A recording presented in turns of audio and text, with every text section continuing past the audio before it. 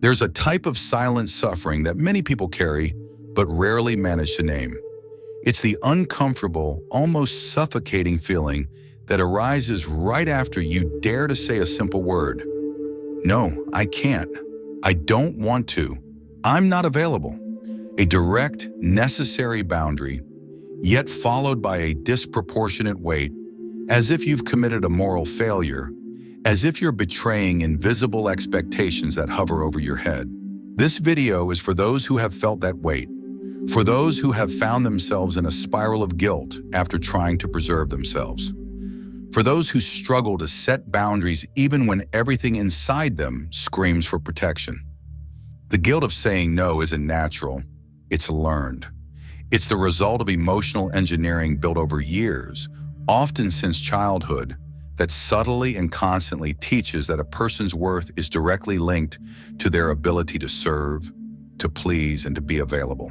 From a young age, many of us learn that love and acceptance are rewards granted only when we obey, when we say yes, when we put others' needs above our own. And this learning takes deep root. As adults, we carry this emotional inheritance without questioning it. We continue to say yes to avoid conflict, to maintain relationships, to not seem selfish. And the most tragic part, we do this even when saying yes destroys us inside. But the truth is different. The guilt we feel isn't a sign of empathy, it's a sign of programming. Brené Brown, a world-renowned researcher on shame and vulnerability, states that the guilt of setting boundaries is deeply linked to toxic shame, an internalized belief that we are only worthy when we are useful.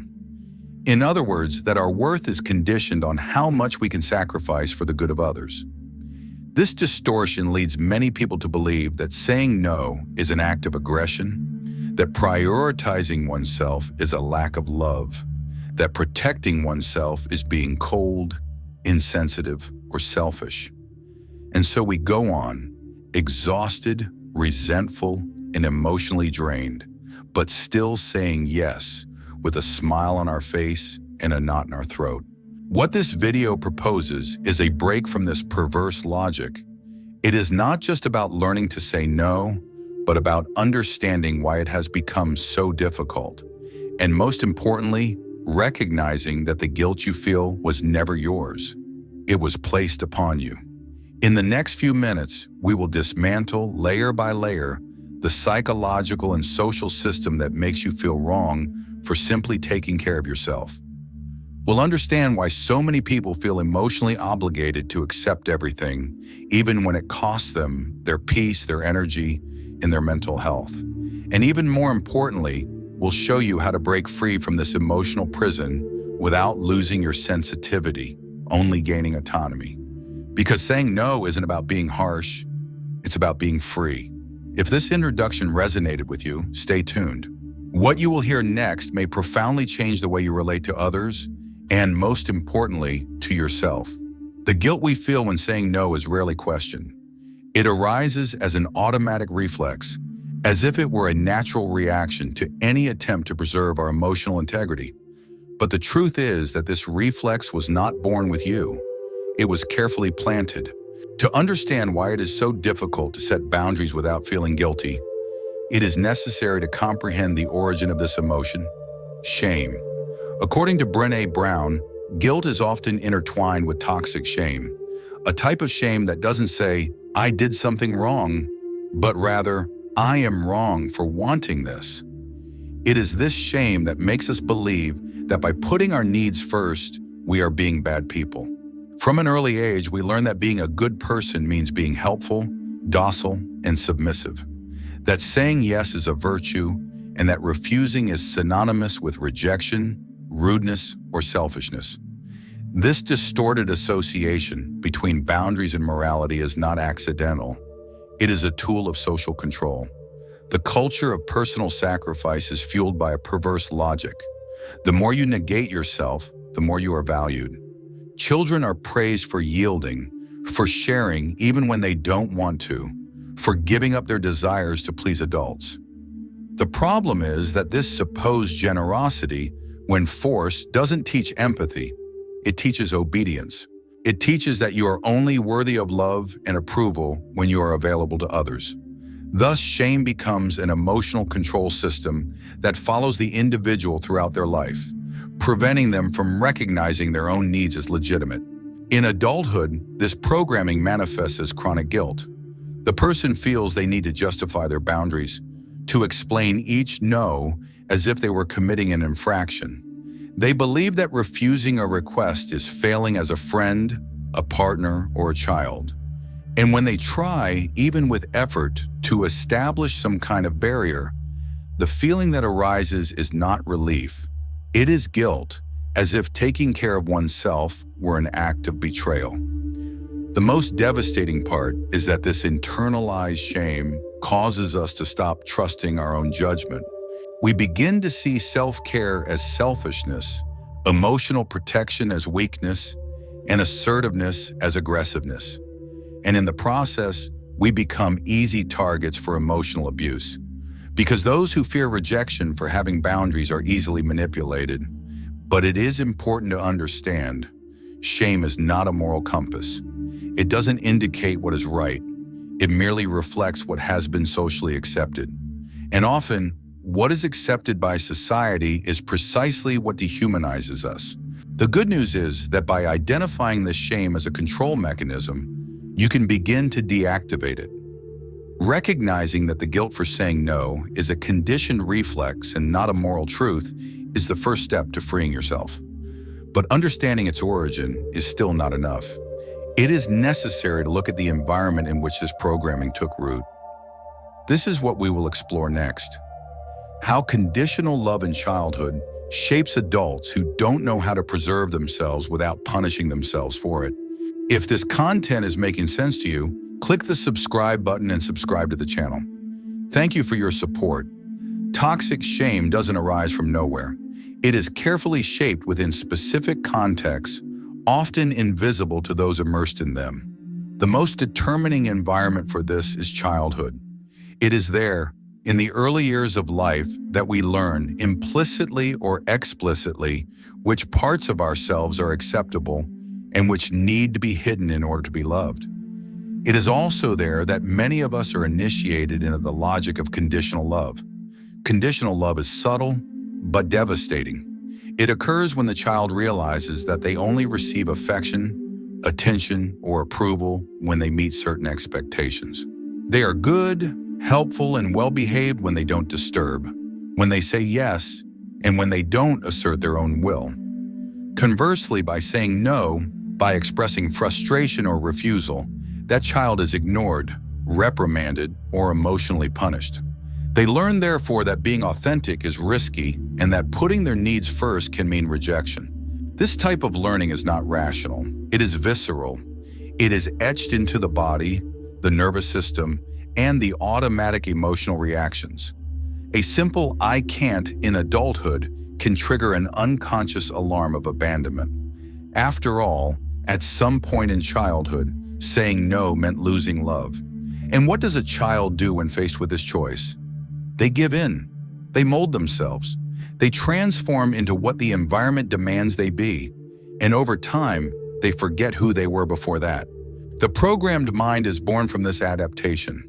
The adult who grew up under conditional love tends to become someone highly sensitive to disapproval, a person who avoids conflict at all costs, who feels the need to explain themselves all the time, who offers more than they can give, and then blames themselves for feeling exhausted.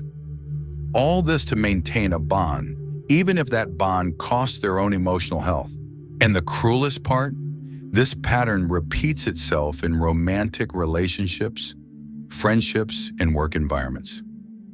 The person finds themselves surrounded by demands, always saying yes to avoid losing the other's affection, without realizing that they are in fact losing themselves. They have become accustomed to negotiating their authenticity in exchange for acceptance. And this exchange over time exacts a very high price: anxiety, resentment, burnout, and depression. But there is something even more disturbing about this cycle. Often the people around them not only benefit from this compulsive availability, they demand it. They manipulate, pressure, and engage in emotional blackmail when a boundary is set. And the victim of this dynamic ends up believing that the problem is them, that they are being too harsh, too cold, or too selfish. This distortion needs to be dismantled. And for that, it is necessary to reveal the truth that no one dares to say out loud.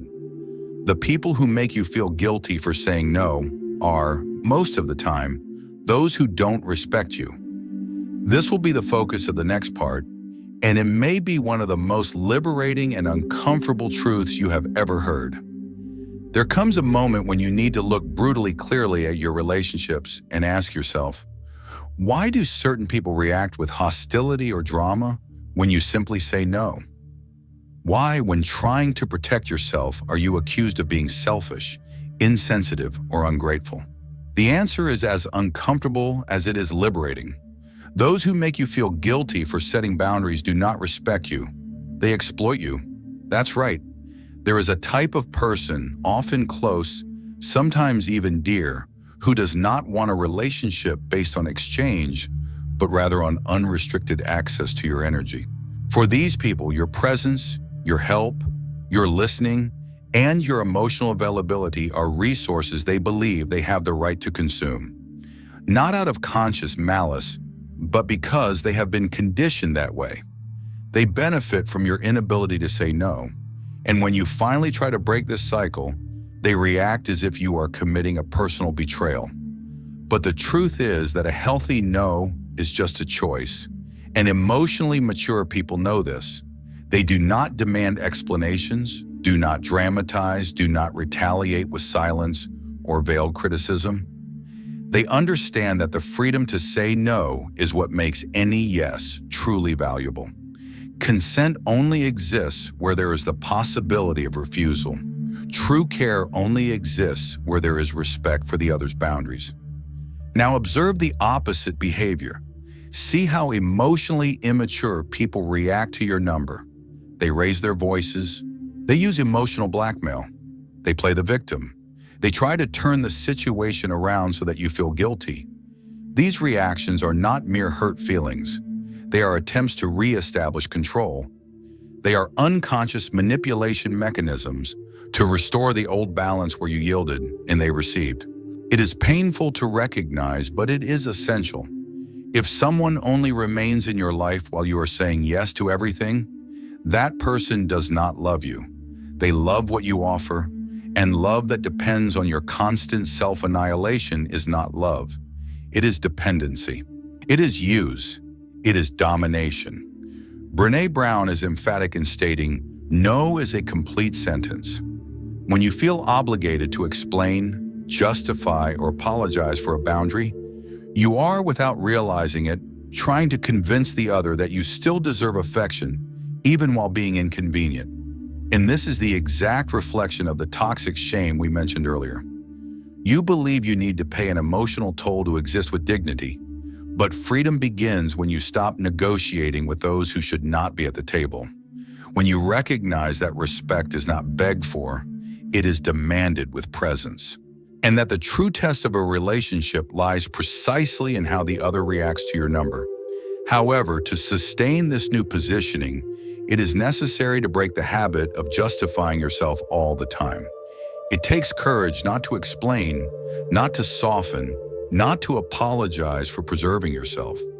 And that is exactly what we will talk about next. The power of no as a declaration of identity, and why stopping justifying your boundaries can be the most transformative act of your life. Saying no without justifications seems like a simple, almost trivial gesture, but for many people, it represents an internal revolution. After all, we have been trained since childhood to soften, mitigate, and justify every boundary we set. Sorry, I'm just really tired. I would love to, but I already have another commitment. It's nothing personal. It's just that. And with each explanation, we dilute the strength of our own decision. The subliminal message we convey is clear. I know I'm wrong for refusing, so let me try to redeem myself with a good reason. But here is one of Brené Brown's most impactful lessons. No is a complete sentence. No commas, No justifications, no guilt, just no. And that no, said firmly, without aggression, but with clarity, carries extraordinary power. It asserts that your energy, your time, and your presence are not bargaining chips. They are sacred, and that you do not need to emotionally kneel every time you choose to use them wisely. When you stop justifying your boundaries, you send a profound message, not just to others, but to yourself. I respect myself enough not to explain.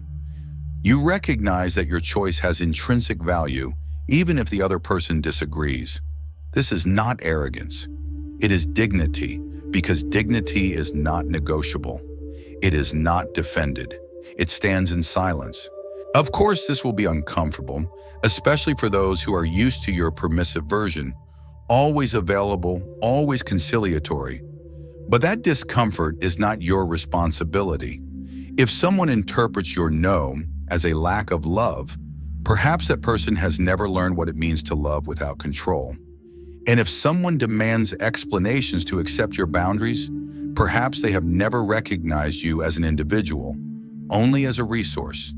Interrupting this cycle is painful. You will feel tempted to give in, to soften, to over-explain.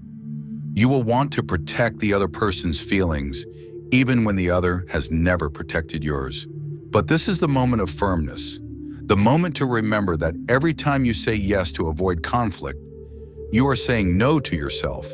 And each no denied to your own well-being accumulates an emotional price: resentment, exhaustion, and self-sabotage. Stopping justifying your boundaries does not mean being cold or indifferent. It means abandoning the need to prove to the world that you have the right to exist as you are. It means trusting that your integrity does not depend on others' approval. And above all, it means understanding that true respect begins when you stop begging for it. But recognizing this is not enough. To sustain a no with courage, you need to free yourself from the mental system that has been installed in you since childhood. A system that associates self-care with selfishness. And it is about this reprogramming process, about how to break this conditioning and relearn to put yourself first, that we will talk about in the next part. If what you're hearing resonates with you, you'll find real value in my ebooks. Beyond the Shadow breaks down Jung's core ideas, while Dialogues with the Unconscious gives you a 30-day path to apply them in your life. Both are linked in the pinned comment. Breaking away from an emotional programming is not an impulsive act. It is a deep psychological process that requires awareness, courage, and practice. Saying no without guilt is not just a change in behavior. It is a reconstruction of identity. It is the deconstruction of a system that, for years or decades, taught you that your existence only has value if it is in service of others. And believe me, this system does not go away quietly. It screams, it resists, it sabotages. But it can be deactivated as long as you are willing to confront everything you believe to be true about yourself. Reprogramming begins when you realize that the guilt you feel when protecting yourself is not a moral compass. It is a conditioned reflex. And like any reflex, it can be reconditioned. But this requires a direct confrontation with the internal voice that accuses you whenever you set a boundary. That voice that says you are being selfish, that you will disappoint someone, that you will lose their love. That voice is not your essence. It is the echo of an emotional past that still tries to govern your choices in the present. Brené Brown talks about the importance of vulnerability in this process. By having the courage to preserve yourself, you inevitably expose yourself to criticism, rejection, and judgment. And it is in this space of emotional exposure that your strength begins to emerge. Vulnerability, as she states, is not weakness. It is the measure of your commitment to the truth. And the truth is that you were not born to live negating yourself. You were conditioned to do so, and that conditioning can be broken. This process requires practice. And like any practice, it starts with small acts. Saying no to commitments you do not want, not responding to messages when you are exhausted, and stopping the explanation of decisions that are intimate and sovereign. By doing this, you begin to rewrite the circuits of your brain, literally. Neuroplasticity is not a metaphor, it is science. Every time you uphold a boundary, even in the face of guilt, you are creating new neural pathways, reinforcing a new internal narrative, a narrative that says, I deserve to preserve myself. But this journey is not just individual. When you start to position yourself more clearly, the world around you also reacts. Some people will respect it, others will distance themselves, and some will confront you directly. This is expected, because by changing your stance, you alter the power dynamics in your relationships. And those who benefited from your silence are now disturbed by your voice. Therefore, emotional reprogramming is not a comfortable path. But it is the only path to authenticity, to inner peace, to relationships based on choice, not obligation. Saying no firmly without guilt is an act of personal revolution. It is you telling the world, I exist even when I'm not available. I matter even when I say no. But there is still one last truth that needs to be faced head-on. One that may hurt more than all the previous ones, but that also carries the power to liberate once and for all. And it is with this that we will conclude this video. If someone punishes you for having boundaries, that person never loved you. They only loved your availability. Let's talk about that now. The moment of truth arrives, the part that almost no one wants to hear, but that everyone at some level has already felt. Because when you start to respect yourself, to set boundaries, to say no without bending, something inevitable happens. Some people distance themselves, others get irritated, some fall silent as if your boundary were an offense, and still others try to manipulate your guilt, making you believe that you are being ungrateful, cold, or insensitive. But the question that needs to be asked is simple, direct, without anesthesia. If someone punishes you for having boundaries, did that person ever love you? Or did they only love your availability? This distinction is crucial. Genuine love recognizes individuality, it values space, it respects autonomy. Those who truly love you do not demand that you nullify yourself to prove that love. They do not charge for unrestricted access to your energy. They do not turn your refusal into a personal attack. On the contrary, those who love you embrace your no naturally. They understand that preserving oneself is not abandoning the other, it is simply choosing consciously. But when the relationship is based on utility, not affection, your no becomes an obstacle, an annoyance, a mirror that shows the other that they no longer have control over you. And then punishment comes disguised. Rejection, silence, criticism, drama, and emotional blackmail. All to restore the old role you occupied, the role of the one who always said yes. But the truth is that if your lack of availability destroys the relationship, that relationship was already corrupted from the start. Brené Brown teaches us that the most authentic relationships flourish when both parties have the freedom to say no without fear of losing the bond. That is the true test. Because love that does not survive freedom is not love. It is possession. It is need. It is addiction disguised as care. Saying no is not rejecting anyone. It is refusing the role of a martyr. It is freeing yourself from the idea that you need to be constantly useful to be worthy of affection. And it is also a powerful filter.